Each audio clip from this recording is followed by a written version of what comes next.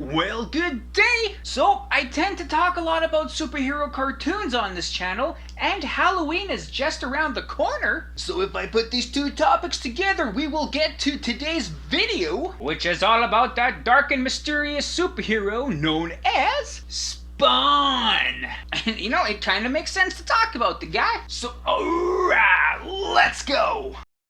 So, we start off in the back alleys of downtown New York, where some clandestine meeting is going down between two guys from the Washington Post and some random guy with some fancy information about something. But the meeting was cut short. Turns out the mob doesn't want this information spilt out in the newspapers, so they're gonna shut this meeting down permanently. Things are getting pretty grim and horrible for the reporters, but luckily, Spawn pops up out of the shadows to save the day. Hooray! But like really violently, and doesn't really save the day either, I guess, because yeah, everyone's dead. Even the NYPD homicide detectives known as Sam and Twitch are not sure what to make of the whole thing, and I guess neither do we, right? Because like, who is this Spawn character, eh? Heck, man, like even Spawn doesn't know. He didn't even realize that he did this violent attack to save those people that didn't get saved at the end. Oh, but he's slowly starting to remember things, man. Who he was, you know, his past. He has a wife named Wanda, things like that. He has a clown companion who totally reminds him that he is a hell Spawn. Or, you know, Spawn for short. But Spawn's totally distressed, man. He don't want to hear nothing about this. He just wants to go back home to his wife Wanda, which turns out is totally horrible thing. Spawn notices that Wanda is married to his best friend, and they have a child together. Like, man, this don't add up. So the clown feeds Spawn some more info. Turns out Spawn was a person named Simmons, who was a government assassin, and like he's been dead for 5 years now. But Spawn doesn't believe that he died, man, so he goes to the bottom of his own gravesite to make sure that the coffin is empty and all that, but nope, he's totally in there, and he's also the one digging himself up. So like, how he's got two bodies? How does that work? Huh. Anywho, the body of Simmons gives Spawn the 411 on the whole situation there and is like, hey, after you died, you wanted nothing more than to return to Wanda and you hastily made a deal. But it turns out that the deal was with the devil named Malboga, and the fine print of the contract says that you're going to be a soldier in Hell's army. You know, therefore the whole Spawn get up and you know what's going on there, and the whole point of the clown following him around to make sure he's developing properly, you know, stuff like that, right? So Spawn's pretty freaked out at this point. He puts himself back to bed and, you know, takes off, right? Meanwhile, so like about that mob attack from earlier, well, that's starting to shed some light too about what's going on. So the mobsters that got killed work for a mob boss called Tony Twist, and Tony was hired by this really powerful guy named Jason Wynn to shut the Washington reporters up real good like. And you're probably thinking, wow, that goes pretty high up, man, like that's pretty crazy.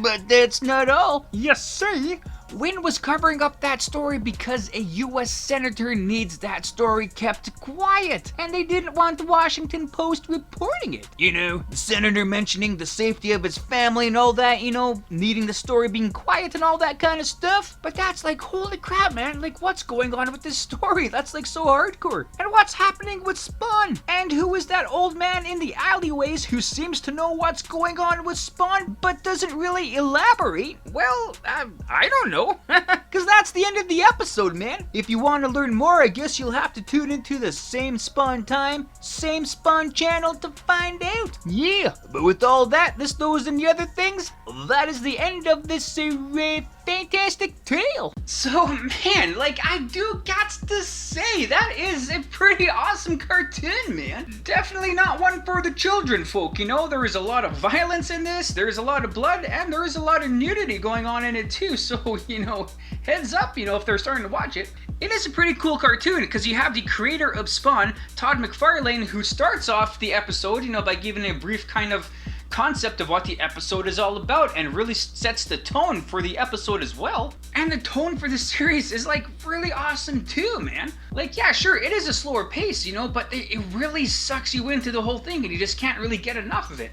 Even though this is the first episode and there's really not a lot going on, you know, because they have to establish the whole foundation for the whole series going forward.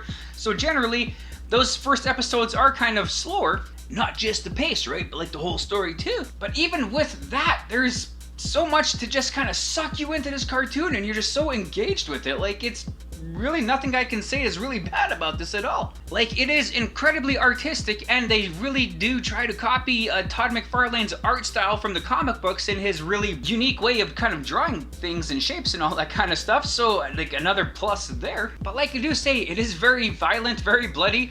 Maybe not as bloody as some other superhero cartoons nowadays, like Invincible and stuff like that. But still, this show was from the 90s, right? And if you think about superhero shows from the 90s, you're thinking of, like, say, the Batman animated series, the Spider-Man series, X-Men, you know? And those were all tremendously amazing series, man, but they were nowhere near the violence or the tone or anything like this one. So if you were watching those other ones, you might not have seen this one because it's just so tonally different. But yeah, man, the 90s and comic books, you know, what a time to be alive, eh? Although if we're talking about the 90s and Spawn, you're probably more familiar with the live-action movie of Spawn than you are of this cartoon. And whereas I really enjoyed that movie, you know, because it's so campy and cheesy, and I love campy and cheesy movies, like, they're just near and dear to my heart. But it was still kind of disappointing because you wanted this live action movie to be dark and gritty and kind of gory, like the cartoon was, and you think the cartoon would be cheesy and corny and kind of neato,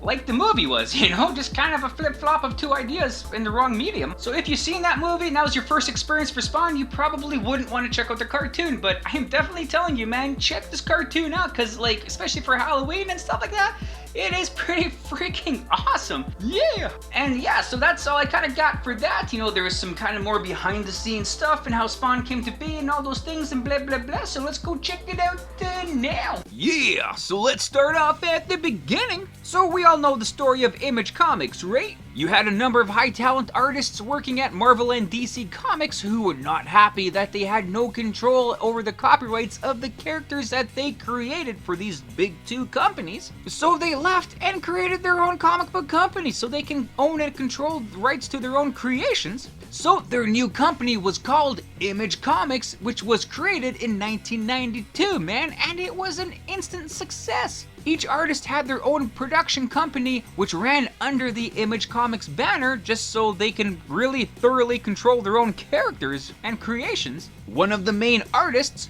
Todd McFarlane, man, this guy totally hit the ground running, right? So firstly, he created Todd McFarlane Productions, and initially it ran the comic book aspect, you know, of his company with the Spawn character, right? So Todd had this idea for this character named Spawn and was developing him for a very long time, like even back when he was a teenager in the 70s. Like, there was no way he would develop the character for that long just to have Marvel take the character over and have them do whatever they want with them, you know? Like, for example, Todd was the co-creator for Spider-Man's most popular villain, Venom, and he had no copyright control over that character, you know? So he's all like, I'm not gonna let Marvel take over my guy. So he finalized the Spawn concept for his new comic company, and bam! Comic history was made! Spawn first appeared in Spawn #1 in May 1992, which of course is the same character origin story as, you know, the feature cartoon that you just watched.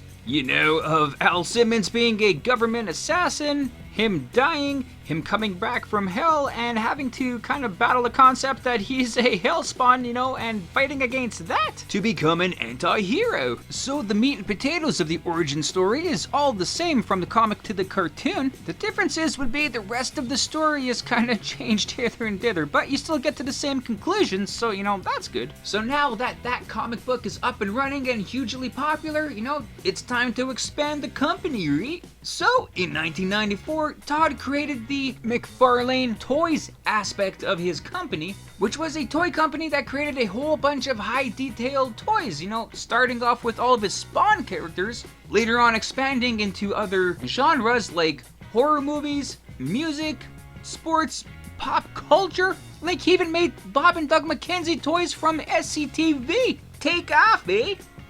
In 1995, you even had the first Spawn video game, which, you know, came out on Super Nintendo. You know, kind of some mixed reviews, man, but still, like, pretty decent, right? So Spawn is becoming even a bigger hit now with the comic books and the toys and the video games, so you have to expand beyond that. And so BAM! You now have Todd McFarlane Entertainment, which is focusing on TV and film. So in May 1997, you had this Spawn cartoon series being released on HBO, which, like I say, is really great. And it did really help the Spawn character attract a whole bunch of new fans, right? So that was awesome. But that wasn't enough. So in August of 1997, you had the first Image Comics and Todd McFarlane Productions live-action adaptation movie with that fantastic Spawn movie from 97. And that movie, you know, it was what it was, man. Like I say, I love it, but like, it's there.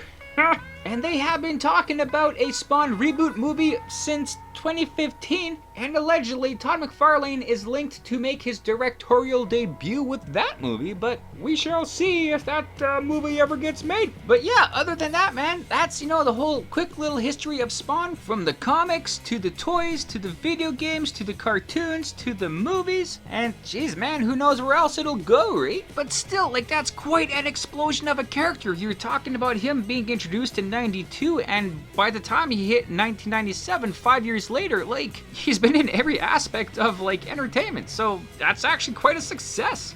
And of course, for me, being a big fan of the Edmonton Oilers, I do have to mention how big of a fan of the Oilers Todd McFarlane is as well, and specifically a big Gretzky fan. If you didn't know, he even designed the Edmonton Oilers' original third jersey, which is a spectacular jersey that I totally love, man. And all of his McFarlane toys from the NHL series does kind of make up a big bulk of my Oilers shrine, so definitely thank you for that. So, yeah, I guess, that's that. Right on, and there you go. So thanks for watching the video. I hope you liked it as much as I did making it. Also, feel free to check out the source material that I featured in this video. And if you want to leave a comment on anything you may have liked or things I might have missed in this, you know, feel free to do so. Or anything else, you know, just to say hi. That's cool too. And other than that, you know, have a great day. Thanks.